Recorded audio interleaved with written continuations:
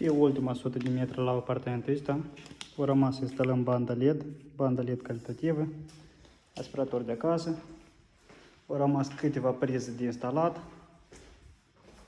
și câteva spoturi. Lucrăm curățel, frumușel.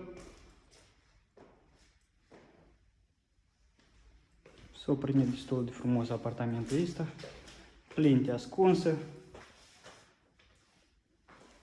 În câteva zile și vine și mobila. Ușile s-au vopsit cu pulverizatorul ca să obținem o calitate foarte frumoasă.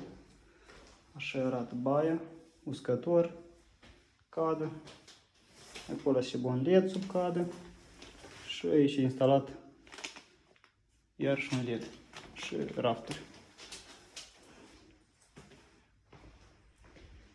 Pe jos avem vinil pus brăduț. Aici în nișa asta la fel avem un LED. Și aici și zona TV. Zona TV. Aici este un tub gofrat care vine până aici pentru HDMI la PlayStation. Și sus iar și un LED. Adică tubul și al gofrat vine de acolo și vine pe aici.